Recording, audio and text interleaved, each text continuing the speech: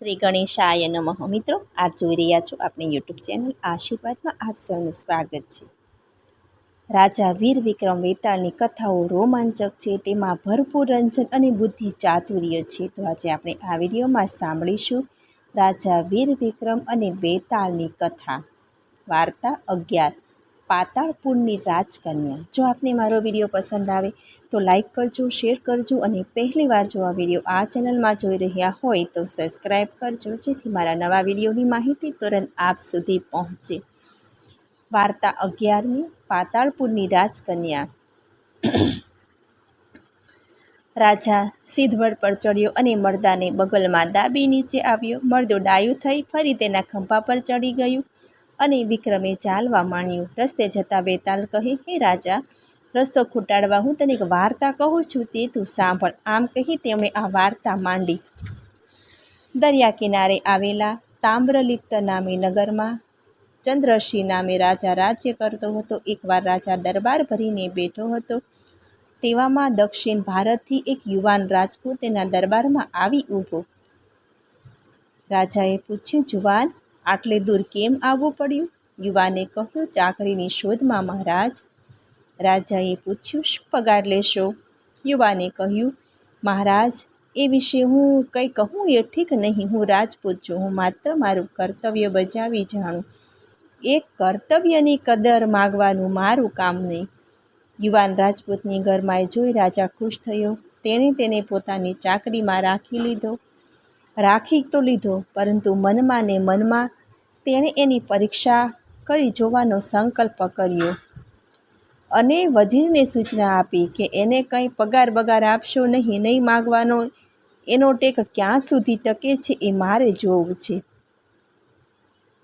વજીર આ સાંભળી ખુશ થયો, કારણ એને એ યુવાન ઉદ્ધત લાગતો હતો. એ યુવાનનું નામ શક્તિસિંહ. શક્તિસિંહ રાતને દિવસ રાજાની સેવામાં ખડે પગે રહેતો. આમ દિવસો ગયા, મહિનાઓ ગયા અને ખાસા 4 વર્ષ વહી ગયા. પણ શક્તિસિંહે કદી પગારની માંગણી કરી નહીં અને રાજાએ તેને એક પૈસોય પગારમાં આપ્યો નહીં. આમ છતાં શક્તિસિંહની ચાકરીમાં કંઈ ફરક પડ્યો નહીં. એક દિવસ રાજા ઘોડે સવાર થઈ વનમાં શિકાર કરવા નીકળ્યો. સાથે ઘણા માણસો હતો, તેમાં શક્તિસિંહ પણ હતો. શિકાર પાછળ દોડવામાં રાજા માણસોથી છૂટો પડી ગયો અને એક જંગલી ભૂંડનો પીછો કરતાં કરતાં ભયાનક જંગલમાં જઈ ચડ્યો.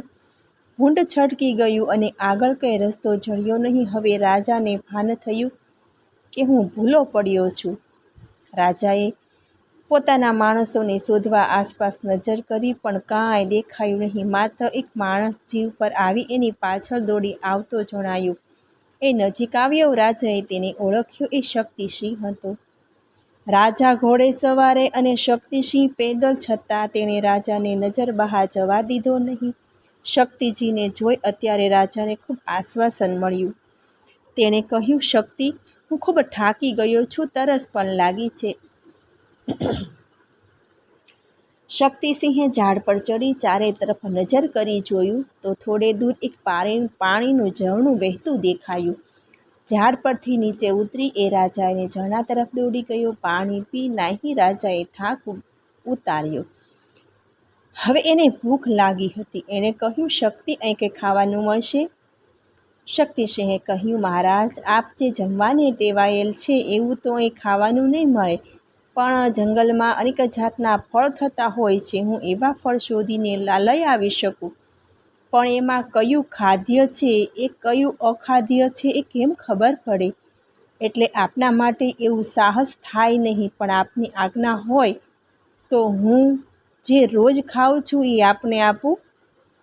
રાજાને થયું કે શક્તિસિંહ રોજ મેવા મીઠાઈ નહીં ખાતો હોય, પણ રોટલા તો ખાતો હશે ને. આજે હું પણ એની જોડે રોટલો ખાઈશ. એટલે એણે કહ્યું, ભલે, તું જે ખાતો હોય ને તે મને આપ, તે હું ખાઈશ.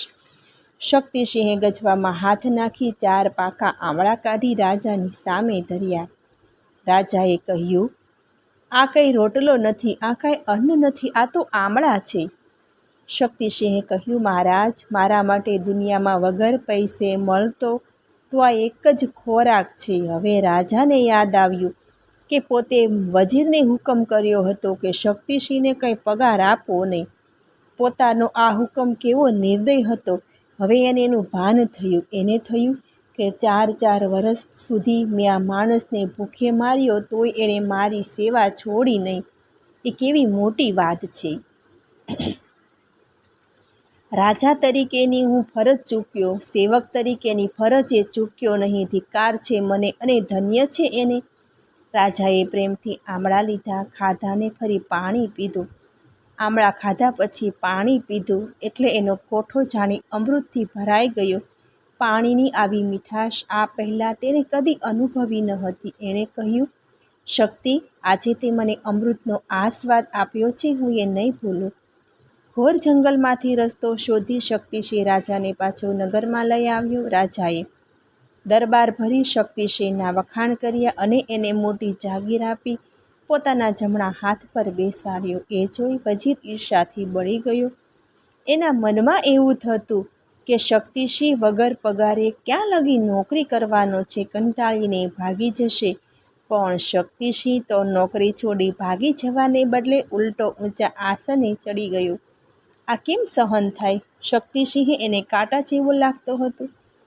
તેથી કોઈ પણ રીતે પોતાના માર્ગમાંથી એ કાંટો દૂર કરવાનો એણે નિર્ધાર કર્યો. એણે એક યુક્તિ કરી. એક દિવસ એણે રાજાને કહ્યું, મહારાજ, જૂના દસ્તાવેજો પરથી માલુમ પડ્યું છે કે લંકાના રાજા પાસે આપના બાપ દાદાના વખતનું 100 મણ સોનું લેણું છે. એ વસૂલ કરવા કોઈ વીર પુરુષને લંકા મોકલવો જોઈએ. રાજાએ કહ્યું, મોકલો, કહો કોને મોકલીશું? વજીરે કહ્યું, એવો વીર પુરુષ એકમાત્ર શક્તિસિંહ છે. રાજાઓને બહુ લાંબુ વિચારવાની ટેવ હોતી નથી. રાજાએ કહ્યું, તો એને મોકલો. હવે હુકમ થઈ ગયો. શક્તિસિંહ વહાણ લઈને લંકા જવા નીકળ્યો. વજીરને ખાતરી હતી કે વહાણ દરિયો પાર કરી સલામત લંકા પહોંચવાનું જ નથી અને કદી પહોંચ્યું તો લંકાનો રાજા 100 મણ સોનાની વાત સાંભળી શક્તિસિંહને જીવતો ઘેર પાછો આવવા નહીં દે. શક્તિસિંહનું વહાણ મધદરિયે પહોંચ્યું. ત્યાં એક કૌતુક થયું. એકાએક દરિયાના પેટાળમાંથી એક ધ્વજ સ્તંભ પ્રગટ થયો અને ઊંચે ને ઊંચે ચડાવવા લાગ્યો. જળ અને આકાશ વચ્ચે ધ્વજ ફરકતો જાણે મોટો થંભ રોપાઈ ગયો. પછી શરૂ થયો વરસાદ ને વાવાઝોડું. વહાણ જોરથી થંભ તરફ ખેંચાયું. થંભના મૂળમાંથી અવાજ આવ્યો, ખબરદાર! જવાબમાં શક્તિસિંહ તલવાર તાણી વહાણના તૂતક પર આવી ઊભો. તેની સામે ગર્જના કરી, ખબરદાર! જેને લડવું હોય તે સામે મોઢે આવીને લડે. સાગરની અંદરથી અવાજ આવ્યો, તો તું જાવ ને. ત્યાં તો શક્તિસિંહ ઠેકડો મારી સમુદ્રમાં કૂદી પડ્યો. પણ કંઈ અજબ ઘટના બની. ક્યાં ગયો સમુદ્ર? ક્યાં ગયો વરસાદ? ક્યાં ગયું વાવાઝોડું? શક્તિસિંહ એક સુંદર શહેરમાં ઊભો હતો. ચારે બાજુ રત્નજડિત થાંભલાઓવાળા વિશાળ મહાલયો હતા ને સુંદર બાગ બગીચા હતા. શક્તિસિંહ સામે એક મંદિર જોયું. મંદિરમાં દુર્ગા માતાની પ્રતિમા હતી. શક્તિસિંહે ભાવપૂર્વક માતાજીની સ્તુતિ ગાઈ, એમની પૂજા કરી. પૂજા પૂરી થઈ પછી શક્તિસિંહ ઉઠ્યો. ત્યાં એક અપ્સરા પોતાની સહેલીઓ સાથે માતાજીની પૂજા કરવા મંદિર ભણી આવતી દેખાઈ. શક્તિસિંહ મંદિરના એક થાંભલા પાછળ સંતાઈ શું થાય છે તે જોઈ રહ્યો. અપ્સરાએ માતાજીની પૂજા કરી, પગે લાગી, પ્રાર્થના કરી, માં, મારા પર પ્રસન્ન થઈ મને વર આપો. વર શબ્દના 2 અર્થ થાય. એક અર્થ વર એટલે વરદાન અને બીજો અર્થ વર એટલે પતિ. અપ્સરા માતાજી પાસે વરદાન માગતી હતી. પણ માતાજીએ હસીને કહ્યું, વર તને આપ્યો છે, ચકડવકડથી આવીને તને એ મળશે. અપ્સરાએ ચમકીને ચારે બાર જોયું તો થાંભલા પાછળ છુપાઈને ઊભેલા શક્તિસિંહ પર તેની નજર પડી. ચોરી ચૂપીથી પોતાને જોનાર પર તેને ગુસ્સો ચડ્યા. ચોટ્ટા! કહી તેને કાન ઝાલી શક્તિસિંહને બહાર ખેંચી કાઢ્યો. શક્તિસિંહ તો અપ્સરાને જોઈને એવો અકળવકળ થઈ ગયો કે કંઈ જ બોલી ન શક્યો. અપ્સરા તેનો કાન ઝાલી તેને મંદિરની બહાર ખેંચી ગઈ. ત્યાં એક પાણીનો એક હોધ જ હતો. અપ્સરાએ હુકમ કર્યો, જા એમાં એક ડૂબકી મારી આવ. યંત્ર ચાલિત પૂતળાની જેમ શક્તિસિંહ હોજમાં ડૂબકી મારી એ બહાર નીકળ્યો ત્યારે ઓહો, આ શું? એ તામ્ર લિપિતમાં હતું. શક્તિસિંહના આશ્ચર્યનો પાર ન રહ્યો. પાતાળપુરી અને પાતાળપુરની અપ્સરાને ભૂલી નહોતો શક્યો. એ ગાંડા જેવો બની ગયો. હજી પણ એના કપડામાંથી પાણી ટપકતું હતું. એવે વેશે એ રાજાની પાસે જઈ ઊભો. શક્તિસિંહને જોઈ રાજા નવાઈ પામ્યો. તેણે કહ્યું, શક્તિ, તું અત્યારે અહીં ક્યાંથી? તું જે વહાણમાં લંકા જવા નીકળેલો ત્યાં તું જઈ આવ્યો? તું સોનું લઈ આવ્યો? શક્તિસિંહે કહ્યું, મહારાજ, વહાણમાં લંકા જવા નીકળ્યો હતો, પણ રસ્તામાં માન્યમાં ન આવે એવી એક વાત બની છે. રાજાએ કહ્યું, વાત માન્યમાં ન આવે એવી હોય તોય હું એ માનીશ. તું કહે, મને તારા પર વિશ્વાસ છે. ત્યારે શક્તિસિંહે માંડીને બધી વાત રાજાને કરી. છેલ્લે કહે, મહારાજ, એ અપ્સરાને નહીં જોઉં તો હું મરી જઈશ.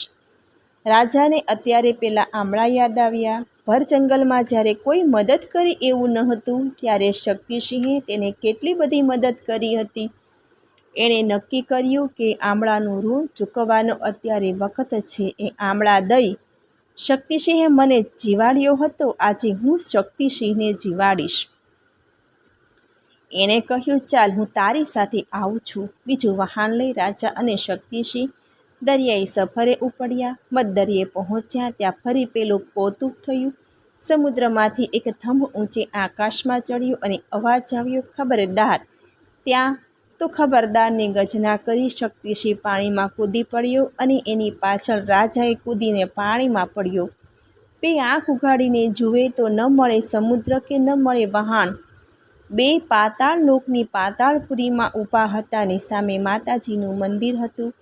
બે મંદિરમાં જઈ માતાજીની સ્તુતિ કરી, પૂજા કરી અને બે એક થાંભલા પાછળ સંતાઈને ઊભા. એટલામાં રૂમઝૂમ કરતી પાતાળપુરીની અપ્સરા સહિયરો સાથે રૂમઝૂમ કરતી મંદિરમાં આવી અને આઘું પાછું જોયા વિના એક ચિત્તે માતાજીની પૂજા કરવા લાગી. પૂજા આરતી પૂરા થયા પછી એ માતાજીને પગે લાગી હાથ જોડી બોલી, માં વર દો. માતાજી ખડખડ હસી પડ્યા, જાણે મોતી વેરાયા. માતાજી હસીને કહે, વર દીધો જ થે ને, દેખાશે.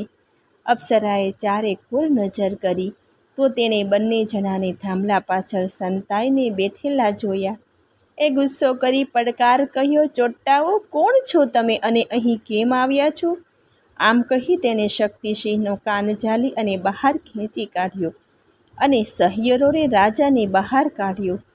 અપ્સરા કેટલાક વખતે બંનેની સામે જોઈ રહી, પછી શક્તિસિંહ તરફ પીઠ કરી રાજાની સામે જોઈ એ વિનયથી બોલી, આપ કોણ છો? રાજાએ કહ્યું, હું તામ્રલિપ્તિનો રાજા ચંદ્રસિંહ છું. ચંદ્રસિંહનું નામ સાંભળી અપ્સરા શરમાઈ ગઈ. કારણ કે માતાજીએ જ્યારે વરદાનને બદલે એને વર આપ્યો ત્યારથી એ મનમાં ને મનમાં ચંદ્રસિંહને પોતાના વર તરીકે કલ્પતી હતી. એણે કહ્યું, ભલે પધાર્યા. તમે તો મને મા દુર્ગા ભવાની તરફથી મળેલા વરદાન રૂપ છો. રાજાએ કહ્યું, હું વરદાન રૂપ ખરો, પણ વર નહીં. ખરો વર તો આ તારી પડખે ઊભો છે ને એ શક્તિસિંહ છે. માતાજીએ તને ચકળવકળમાંથી વર આવી મળશે એવું કહ્યું છે ને. હું તો માત્ર એના અનુસર તરીકે તેની સાથે આવ્યો છું. આમ કહી રાજાએ શક્તિસિંહનો હાથ લઈ અપ્સરાના હાથમાં મૂક્યો. માતાજીની સાક્ષીએ શક્તિસિંહ અને અપ્સરાના લગ્ન થઈ ગયા. અપ્સરા પાતાળપુરીની રાજકન્યા હતી. અપ્સરા પાતાળપુરની રાજકન્યા હતી એટલે શક્તિસિંહ પાતાળપુરીનો રાજ્યાધીશ બનીને ત્યાં જ રહ્યો. પણ ચંદ્રસિંહને પાછા તામ્રલિપ્તિ જવું હતું, તેથી અપ્સરાએ તેને હોજમાં ડૂબકી લગાવવાનું કહ્યું. રાજાએ જેવી ડૂબકી મારી એવો જ તે તામ્રલિપ્ત પહોંચી ગયો. શક્તિથી પાછો આવ્યો નહીં. ત્યારે વજીરે માન્યું કે દરિયામાં ડૂબી ગયો, પણ લંકાના રાજા પાસે 100 મણ સોનાની ઉઘરાણી કરવાનું ફરી તેણે રાજાને કહ્યું નહીં, કારણ કે રાજા હવે એને જ લંકા ઉઘરાણીએ મોકલશે એવી એને બીક હતી. આટલું કહ્યા પછી વેતાલે કહ્યું કે હે રાજા વીર વિક્રમ, શક્તિસિંહ અને ચંદ્રસિંહ એમાં વધારે હિંમતવાળો કોણ તે તું મને જવાબ આપ. રાજાએ કહ્યું, શક્તિસિંહ. વેતાલે કહ્યું, ચંદ્રસિંહ કેમ નહીં? પોતે રાજા હોવા છતાંય દરિયામાં કૂદી પડ્યો એ કંઈ જેવી તેવી વાત છે? રાજાએ કહ્યું, પણ કૂદી પડતા પહેલાં એને ખબર હતી કે એમાં કંઈ જોખમ નથી. વળી એ શક્તિસિંહની પાછળ કૂદ્યો હતો. શક્તિસિંહ પહેલીવાર દરિયામાં કૂદી પડ્યો ત્યારે ખરેખર આ જોખમના મુખમાં જ કૂદી પડ્યો હતો. માટે હું એને વધારે હિંમતવાળો કહું છું. વેતાલે કહ્યું, એ ખરું, પણ બેમાંથી વધારે ઉદાર તો રાજા ચંદ્રસિંહ ખરો કે નહીં? પોતાને વરવા ઈચ્છતી અપ્સરાને એને જતી કરી એ શું ઓછું છે? રાજાએ કહ્યું, રાજાઓ હંમેશા સેવકો સાથે ઉદાર થતા આવ્યા છે. એ એમનો ધર્મ છે, એમાં વિશેષ કશું નથી. આટલું કહ્યું ત્યાં તો મરદું રાજાના ખભા પરથી કૂદીને ભાગ્યું અને સિદ્ધવડની ડાળીએ જઈને લટકી ગયું. મને સાંભળવા બદલ ધન્યવાદ. જો આપને મારો વિડીયો પસંદ આવે તો લાઈક કરજો, શેર કરજો અને પહેલીવાર જો આ વિડીયો આ ચેનલમાં જોઈ રહ્યા હોય તો સબસ્ક્રાઈબ કરજો, જેથી મારા નવા વિડીયોની માહિતી તુરંત આપ સુધી પહોંચે. ધન્યવાદ. જય શ્રી કૃષ્ણ.